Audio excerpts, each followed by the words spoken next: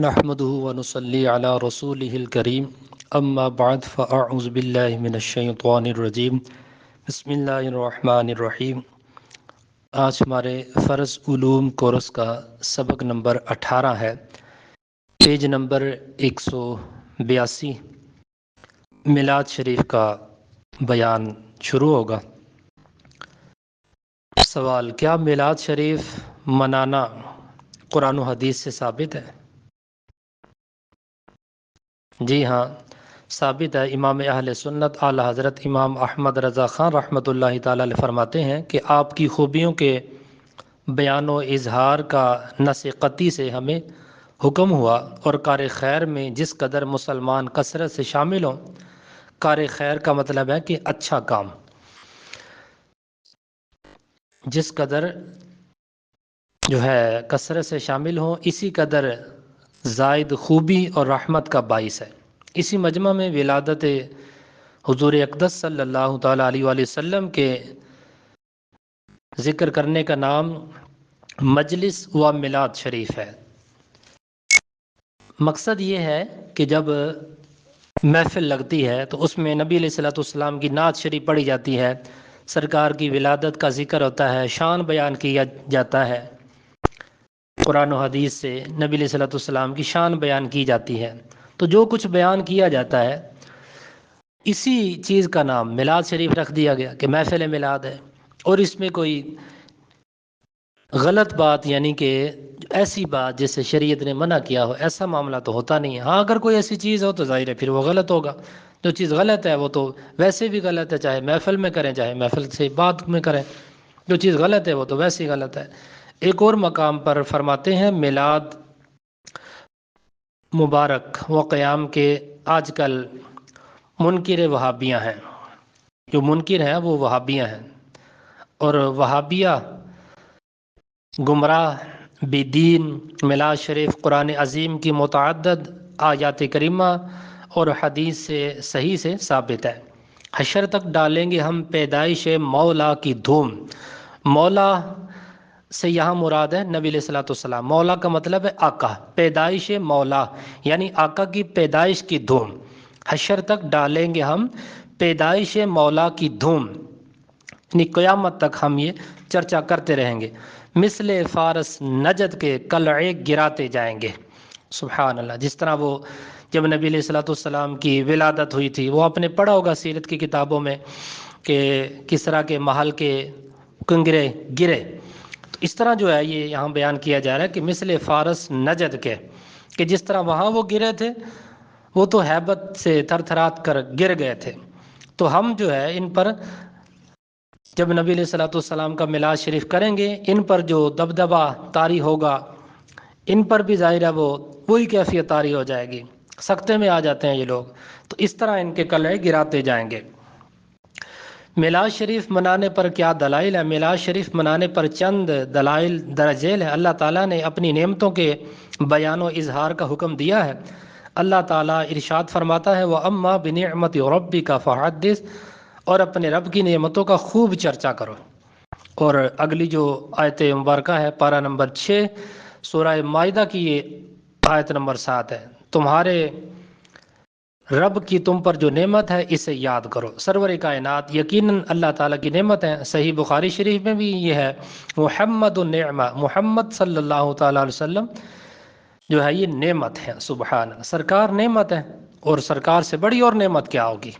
بلکہ ولادت مصطفیٰ تمام نعمتوں کی اصل ہے۔ اللہ تعالیٰ ارشاد فرماتا ہے، قرآن پاک کی یہ آیت مبارکہ ہے پارہ نمبر 4 کی، لقد من اللہ علی المؤمنین اذ بعث فیہم رسولا من انفسہم، بے شک اللہ کا بڑا احسان ہوا مسلمانوں پر کہ ان میں انہی میں سے ایک رسول بھیجا۔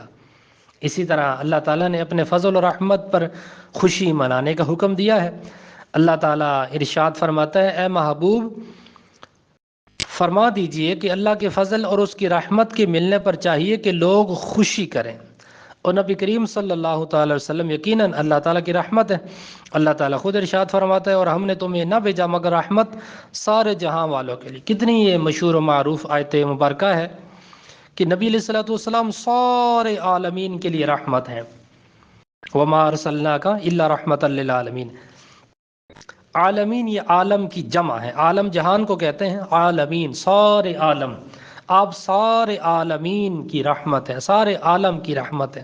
سبحان اللہ، عالمین جتنے بھی عالم ہیں سرکار سب کی رحمت ہے۔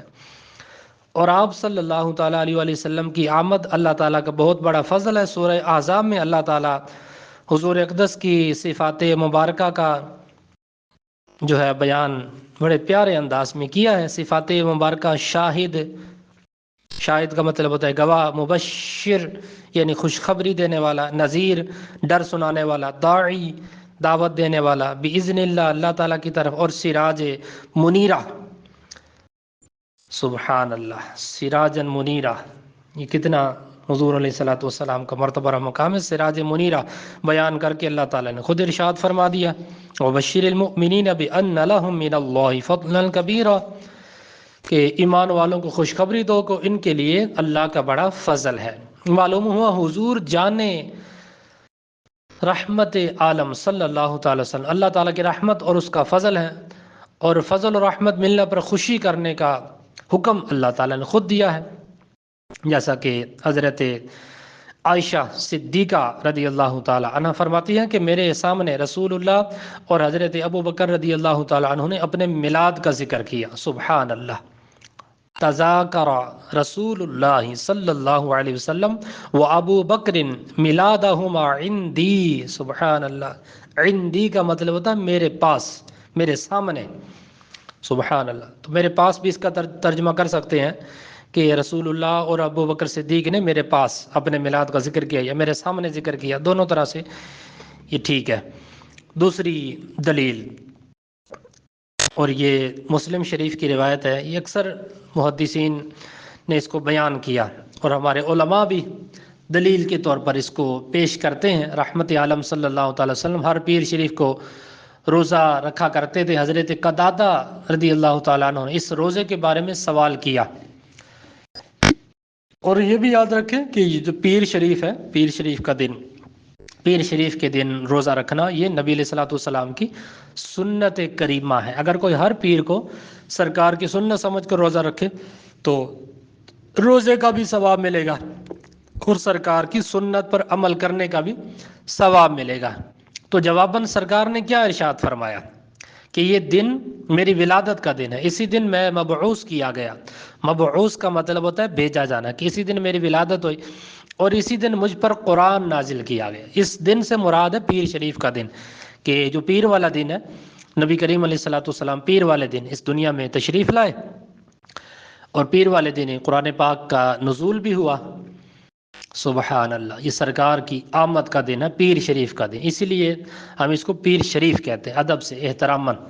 اسی طرح حضرت امیر معاویہ رضی اللہ تعالی عنہ یہ فرماتے ہیں کہ رسول اللہ صلی اللہ تعالیٰ علیہ وسلم صحابہ کرام کی ایک محفل میں تشریف لائے، تو صحابہ کرام علیہم الرضوان سے ارشاد فرمایا، کس چیز نے تمہیں یہاں بٹھایا ہے؟ ما اجلسکم، تو صحابہ کرام نے کیا عرض کیا؟ جلسنا ندعو اللہ ونحمدہ علی ما ہدانا لدینہ ومن علینا بکا، ہم یہاں اس لیے بیٹھے ہیں کہ یہ محفل سجانے کا مقصد یہ ہے کہ ہمیں جو اللہ تعالیٰ نے دین اسلام کی دولت عطا فرمائی ہے اور آپ کو بھیج کر ہم پر احسان فرمایا۔ سبحان اللہ، آپ کو بھیج کر سرکار کے میلاد سے، سرکار کی آمد سے ہم پر ظاہر ہے اللہ تعالیٰ کا بڑا فضل ہے۔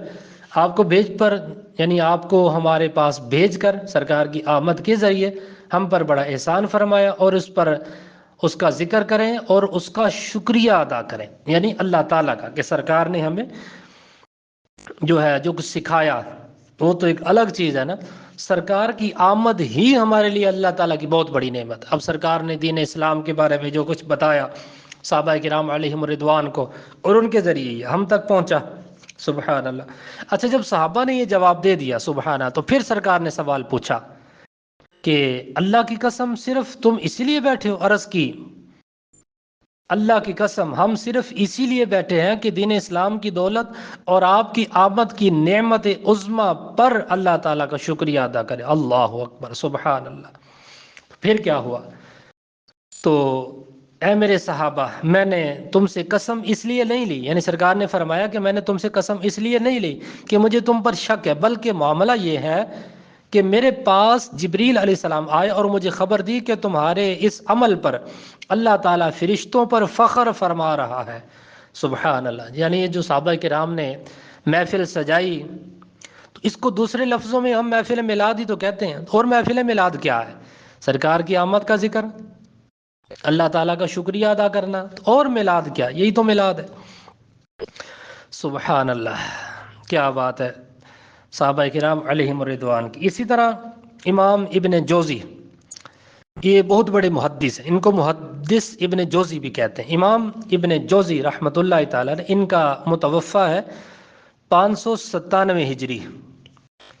تو یہ فرماتے ہیں کہ اہل مکہ، اہل مدینہ، اہل مصر، اہل یمن و شام، اور اہل مشرق و مغرب، جو مشرق و مغرب کی طرف رہنے والے تمام بلاد عرب، بلاد کا مطلب ہوتا ہے شہر، تمام بلاد عرب، عرب کے رہنے والے ہمیشہ سے نبی کریم صلی اللہ تعالیٰ علیہ وسلم کی میلاد کی محفل کا انعقاد کرتے چلے آئے ہیں، اور ربیع الاول کا چاند نظر آنے پر خوشیاں مناتے آئے ہیں، اور نبی محترم صلی اللہ تعالیٰ علیہ وسلم کا میلاد شریف پڑھنے سننے کا بہت زیادہ اہتمام کرتے اور اس کے ذریعے عظیم اجر اور بڑی کامیابی حاصل کرتے تھے۔ سبحان اللہ۔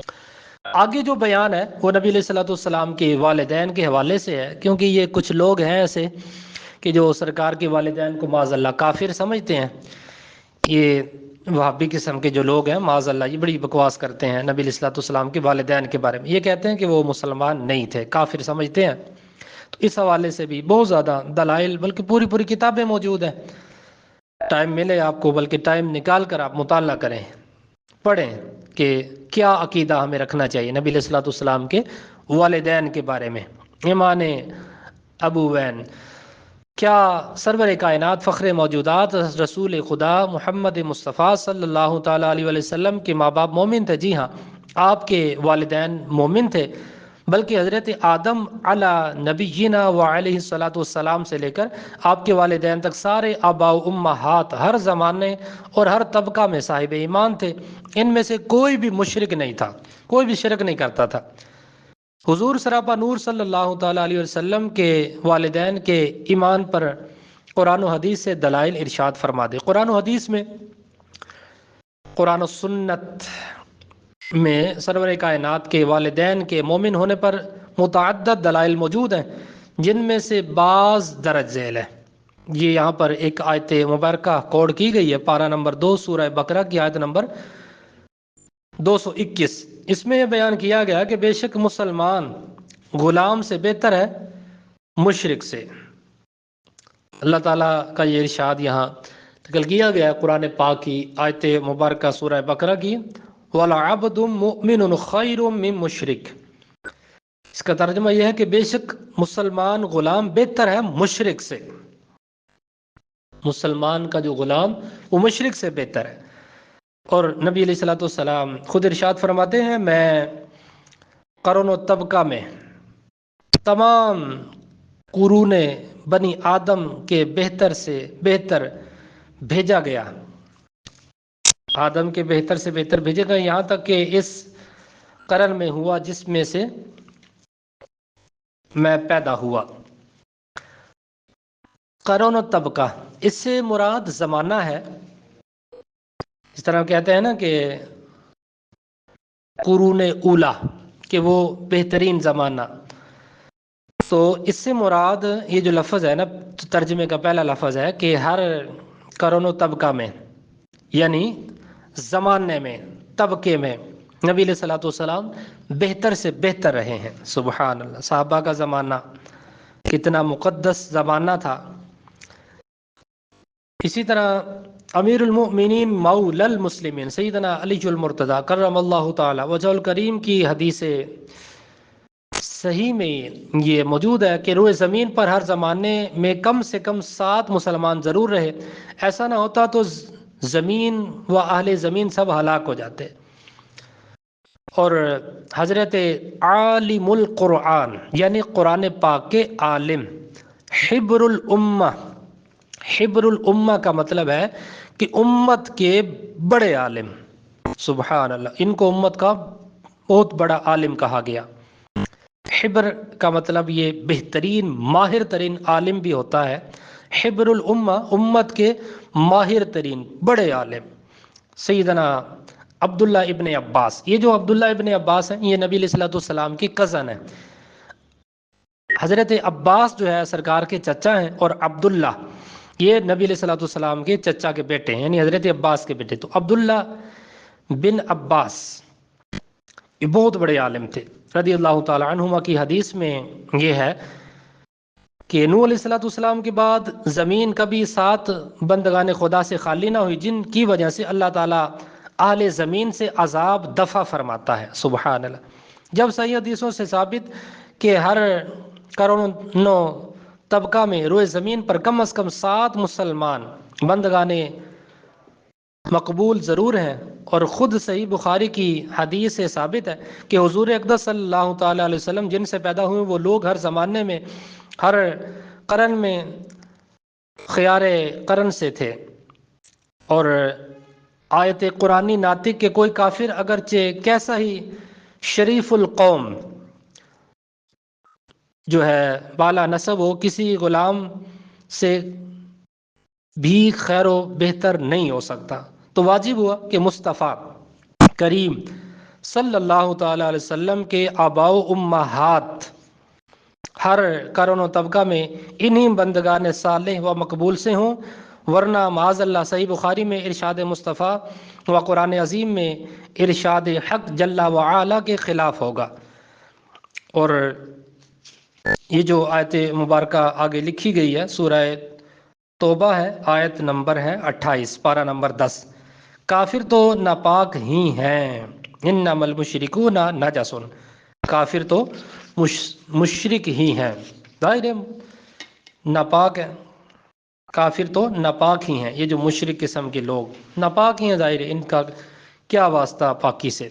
اور حدیث پاک میں حضور سید المرسلین صلی اللہ تعالیٰ علیہ وسلم ارشاد فرماتے ہیں کہ ہمیشہ اللہ تعالیٰ مجھے پاک پشتوں سے پاک رحموں میں منتقل فرماتا رہا، صاف ستھرا آراستہ۔ جب 2 شاخیں پیدا ہوئیں میں ان میں سے ایک بہتر شاخ میں تھا، یعنی کہ نبی علیہ الصلوۃ والسلام کا جو نور مبارک تھا اس طرح وہ منتقل ہوتا رہا پاک پشتوں سے، جو سرکار کا شجرہ نسب ہے۔